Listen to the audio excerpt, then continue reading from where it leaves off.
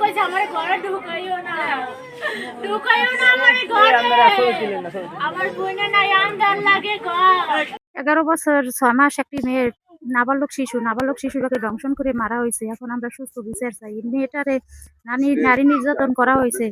এটার বিচার সবাই চাই, মা বোন সবাই আছে। আমার একটি মেয়ে আছে, আপনাদের 2-4-5টা থাকতে পারে, কিন্তু এটার বিচার চাই আমরা। আর সামনের দিকে যেন এইরকম আর কোনো মানুষজন না থাকে, এমন কোনো অসম্মানী যেন না হয়, নষ্ট মেয়ে যেন আর কারো না করতে পারে।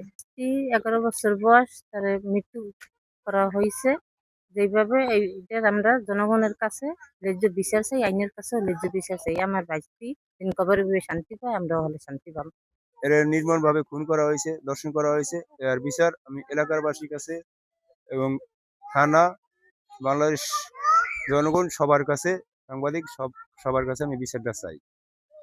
আমাদের গতকালকে একটা বস্তাবন্দি লাশ পাওয়া যায়। এই লাশটা আয়শামণির, ডাক নাম হচ্ছে আশামণি। তো সবাই তাকে আয়শামণি বলে ডাকে। তার লাশ পাওয়ার পরে আমরা তদন্ত শুরু করি। আমাদের থানা পুলিশের সকল অফিসার ফোর্স তদন্তে নেমে পড়েন এবং তাদের নিরলস প্রচেষ্টায় আমরা এই রহস্য উদ্ঘাটন করতে সক্ষম হই। বাবুল সরি রুবেল পেদা নামে একজন ব্যক্তি, সে তাদের বাড়িতে যাওয়া আসা ছিল। সে তাকে হত্যা করেন। হত্যা করার আগেই সে তার সাথে শারীরিক সম্পর্ক অর্থাৎ রেপ করেন।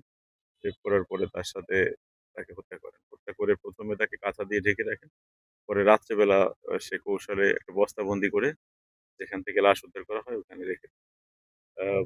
রুবেলকে গ্রেপ্তার করার পরে সে স্বীকার করেছে। তার সাথে অপর এক সহযোগী বাবুল পেদার নাম, দুজন মিলে এই হত্যাকাণ্ড এবং হত্যাকাণ্ডের পরে লাশ গোপন করার কার্যক্রম সম্পন্ন করেছে। আমরা এ বিষয়ে একজন আসামিকে বিজ্ঞ আদালতে প্রেরণ করে স্বীকারোক্তিমূলক জবানবন্দি গ্রহণ করেছি। আরেকজন আমাদের কাছে গ্রেপ্তার, আমাদের থানা হেফাজতে গ্রেপ্তার আছে। আগামীকাল তাকে বিজ্ঞ আদালতে সোপর্দ করা হবে।